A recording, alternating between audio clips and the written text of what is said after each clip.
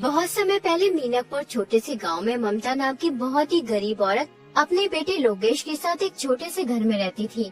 ममता दूसरों के घरों में खाना बनाने का काम किया करती थी, जिससे घर का गुजारा होता था। एक दिन ममता लोकेश से कहती है, लोकेश बेटा, जा भानु भैया की दुकान से घर का राशन ले आ। अगर वो पैसे मांगे तो कह देना कि पैसे अगले महीने दे देंगे। ठीक है माँ, मैं अभी राशन ले आता हूँ। लोकेश भानु की दुकान पर राशन लेने पहुँच जाता है। वो भानु से कहता है, भानु भैया, माँ ने राशन मंगाया है। उन्होंने कहा है कि पैसे अगले महीने दे देंगे। तुमने मुझे क्या समझ रखा है, जो मुंह उठाए उधार लेने चले आते हो यहाँ। अरे उधार की वजह से मेरी दुकान बंद होने की कगार पे है। अभी तुमने पहले के पैसे दिए नहीं है और उधार लेने चले आए। देखो भाई, मैं उधार का कोई सामान नहीं दे सकता। भानु दुकानदार की ये बात सुनकर लोकेश अपने घर की ओर चल पड़ता है और वो सोचने लगता है, मैं कितना अभागा हूँ जो 2 वक्त के खाने के लिए पैसे नहीं जुटा सकता। माँ किस तरह दूसरों के घरों में काम करती है। अब मुझसे उनका दुख देखा नहीं जाता। बेचारी कब तक दूसरों का काम करती रहेंगी। मुझे कोई काम जरूर करना होगा। शायद अब वक्त आ गया है कि मुझे अपनी जिम्मेदारी संभालनी होगी, ताकि मैं अपनी माँ को इस स्थिति से निकाल सकूं और उनकी जिंदगी में थोड़ी खुशियाँ ला सकूं। लोकेश ये सोच ही रहा था, तभी उसकी नजर एक ऋषिवर पर पड़ी। ऋषिवर ने लोकेश को अपने पास बुलाया और बोले, क्यों उदास हो प्यारे बेटे? तुम्हें देखकर ऐसा लगता है जैसे तुम किसी बड़ी समस्या से जूझ रहे हो। ऋषिवर, मैं एक गरीब लड़का हूँ। मेरे पास कुछ नहीं है, सिर्फ एक सपना है कि एक दिन मैं अपनी माँ की मदद कर सकूं। वो दूसरों के घरों में जाकर काम करती है, फिर भी उन्हें इतने पैसे नहीं मिलते जिससे पूरे महीने का गुजारा हो जाए। मुझे तो समझ में नहीं आ रहा कि मैं क्या करूं। मेरी जिंदगी में आगे क्या होगा? तुम्हारे मन में जो सपना है वो एक दिन जरूर पूरा होगा बेटा। तुम बड़े तकदीर वाले हो। तुम्हारा भाग्य बहुत उज्जवल है। बहुत ही जल्दी ऐसा वक्त आएगा जब हर किसी की जुबान पर सिर्फ तुम्हारा नाम होगा। लेकिन मैं तो केवल एक साधारण सा लड़का हूँ। मेरे पास तो साधन भी नहीं है और न ही मैं कोई राजा हूँ। फिर हर किसी की जुबान पर मेरा नाम क्यों होगा स्वामी? मैं समझ नहीं पा रहा हूँ कि आप क्या कहना चाहते हैं।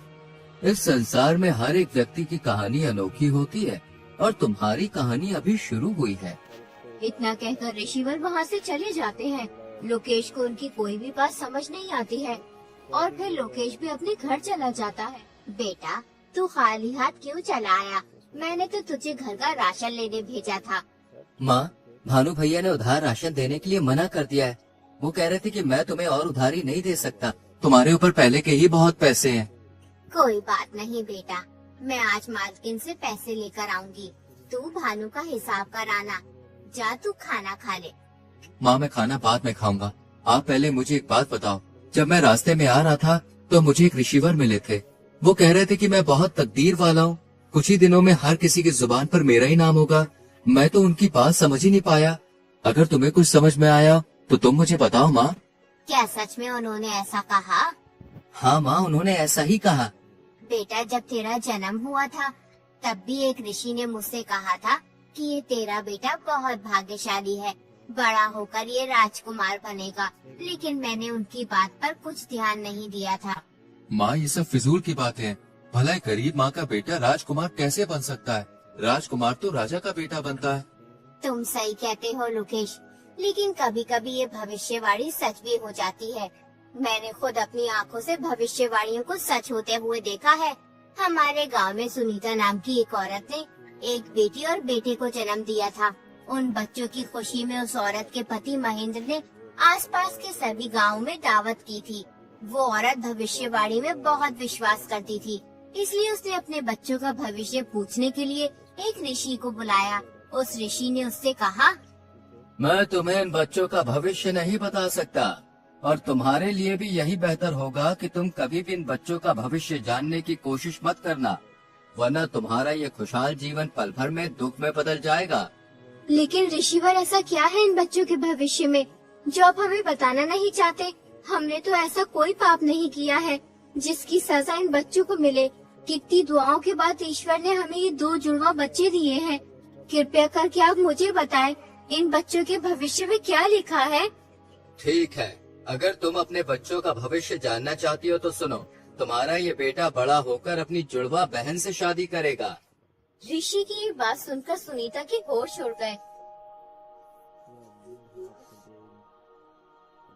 ऐसा कैसे हो सकता है ऋषिवर? भला एक भाई अपनी बहन से कैसे शादी कर सकता है? मैं ये भविष्यवाणी नहीं मानता।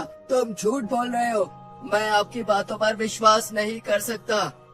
अगर बेटा तुम्हें मेरी बातों पर विश्वास नहीं तो कोई बात नहीं। जब समय आएगा तो तुम सब खुद देख लोगे। इतना कहकर ऋषिवर वहाँ से चले जाते हैं।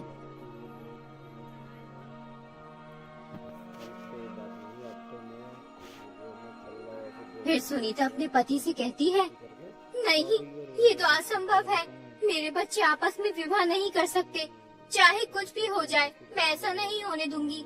मुझे अपनी बेटी को मरवा देना चाहिए, तभी ये भविष्यवाणी गलत साबित होगी। तुम ये क्या बेहुदा बात कर रही हो? उस आदमी की बातों में आकर तुम इस मासूम की जान लेना चाहती हो? कितने वर्षों बाद ईश्वर ने हमें औलाद का सुख दिया और तुम कह रही हो कि हम इस मासूम बच्ची को मरवा दें? मैं ऐसा नहीं करना चाहती, लेकिन हमें इन भविष्यवाणियों को हल्के में नहीं लेना चाहिए, क्योंकि ये भविष्यवाणियाँ मेरे जीवन में एक महत्वपूर्ण भूमिका निभाती आई है। कई बार ऐसा हुआ है जब मैंने इनकी अनदेखी की है तो मुझे इसका नुकसान उठाना पड़ा। हमें इन भविष्यवाणियों को गंभीरता से लेना चाहिए, क्योंकि ये सिर्फ शब्द नहीं है, बल्कि हमारे भविष्य के संकेत हैं। इसलिए इस भविष्यवाणी को नजरअंदाज करना हमारे लिए सही नहीं होगा। देखो सुनीता, हमें समझदारी से सोच समझकर ही कोई कदम उठाना चाहिए। बताओ, अब हमें क्या करना होगा? तुम इस बच्चे को कहीं दूर ले जाकर मार दो। हमें ना चाहते हुए भी ऐसा करना ही होगा। इसी में हमारी भलाई है। अगर भविष्यवाणी सच हो गई तो अनर्थ हो जाएगा। ठीक है, जो आज तक किसी ने नहीं किया वो मैं करूँगा। अपने ही हाथों से अपनी बच्ची की जान लूंगा।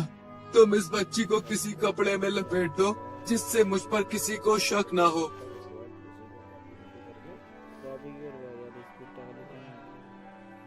वो आदमी उस बच्ची को एक ऊंची पहाड़ी पर ले जाता है और फिर उसे पहाड़ी से नीचे फेंक देता है, लेकिन वो बच्ची किसी तरह बच जाती है। एक अमीर आदमी उस जगह से गुजर रहा होता है, तभी उसकी नजर उस बच्ची पर पड़ती है। अरे वाह, कितनी प्यारी बच्ची है।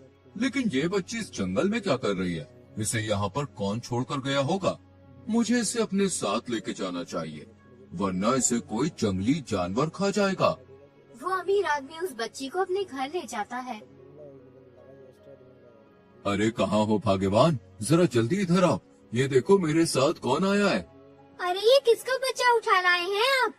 मैं क्या तुम्हें कोई बच्चा उठाने वाला दिखाई देता हूँ? अरे नहीं, मेरा मतलब वो नहीं जो आप समझ रहे हैं। मेरे कहने का मतलब ये है कि तुम्हें ये बच्चा कहाँ से मिला? ये नन्ही परी मुझे पहाड़ियों वाले जंगल में मिली है। पता नहीं इसे वहाँ पर कौन छोड़ के गया था। मुझे इस बच्ची पर दया आई और मैं उसे उठा के ले आया। ये तुमने बहुत अच्छा किया, जिस बच्ची को अपने साथ ले आए। देखो ये बच्ची कितनी सुंदर है, देखने में बिल्कुल चांद का टुकड़ा लग रही है। आज से ये बच्ची हमारे परिवार का हिस्सा है। हम इसे भी अपने बेटे सुहन की तरह ही पालेंगे। अब से हमारे एक नहीं बल्कि 2 बच्चे हैं। यूं ही कई वर्ष बीत जाते हैं। अब वो दोनों भाई बहन बड़े हो चुके होते हैं।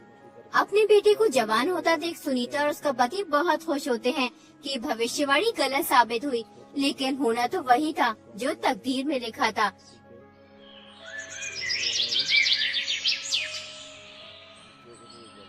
एक दिन सुनीता का लड़का किसी काम से बाहर कहीं दूर जा रहा होता है। तभी रास्ते में उसकी नजर अमीर आदमी की बेटी पर पड़ती है। उसे देखकर वो सब कुछ भूल